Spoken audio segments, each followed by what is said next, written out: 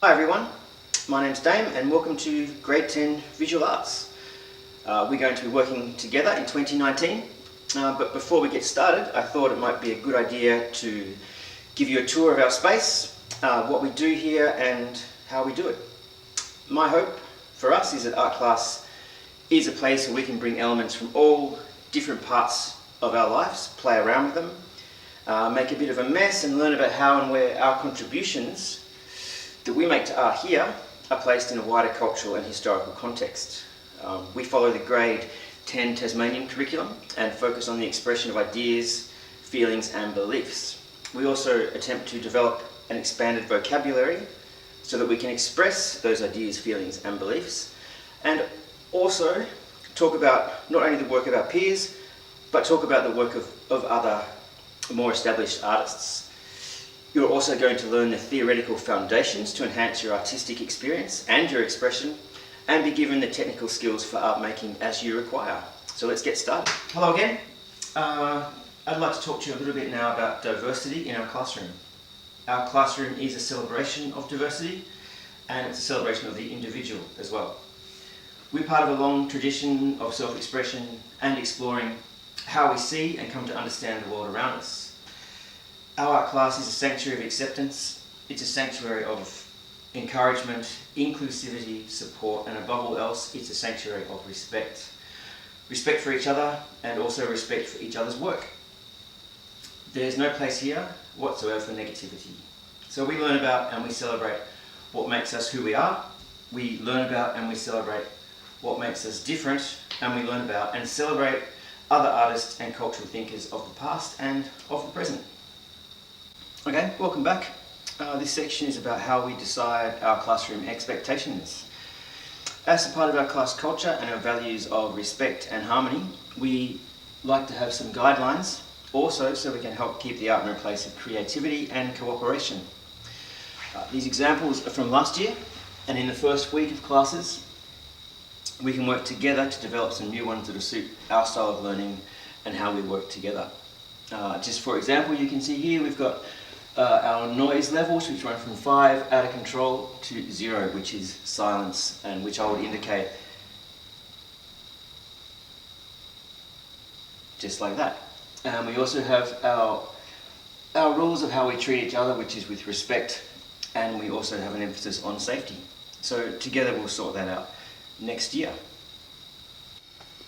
So on the subject of guidelines, I guess the next question is, what are we going to do if they are broken? I'm glad you asked. If one of us is having a bad day or doesn't feel like they can follow our guidelines for whatever reason, or our behaviours become unsafe or disruptive, we have a chill out space with a few books, some magazines, comics, there's a sketch pad and some pencils. So if I ask you to take some time out, or if you feel like finding some inspiration, that is the place to go. It's important to remember that this is not a place of punishment, but simply a space for some self-reflection, and it's open to any of us at any time when we feel like we need a break, or I've asked you to take one. Okay, so let's talk a little bit about seating arrangement and our working areas. Our students in our class are all given a space to work in that's theirs for the year. It's a space they're responsible for in terms of organisation and cleanliness. During class, you guys are encouraged to walk around and see what your colleagues are doing, share some ideas and encourage each other positively. We are responsible for our own projects, but are also part of a creative community of practice, and we support each other to create work that we would like to create. Okay, so let's talk a little bit about routines. With any shared environment, and especially an environment that involves art making and art doing, there are certain routines that need to be established to ensure the smooth operation of the space and also for transitions between the classes. For each term, pairs will be assigned set responsibilities that might include cleaning out the brushes, sweeping the floor, cleaning the board, emptying the bins, and of course, cleaning the sink. If we do our best to keep our own areas clean, the art room becomes a much happier and creative place to be for all of us. Okay, so that brings us to Artist of the Week and random stuff. So on top of our class duties, Each week a pair of students will be assigned the responsibility of researching and presenting our Artist of the Week. As you can see, this pair researched and presented Tracy Moffat, who is the Indigenous Australian photographer who's won many awards and exhibited throughout the world. They've given us some examples of her work. That's Tracy Moffat here. This is her work. And they've also given us a biography, and they've talked a little bit about why she's important, why she's interesting, and why she's worth the time to explore and to learn a bit more about. And next door we have what we call just random stuff.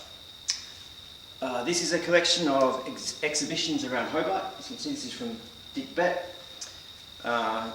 Basically, it's an overview of what's happening in arts and culture, either in Hobart, Tasmania, Australia, or internationally.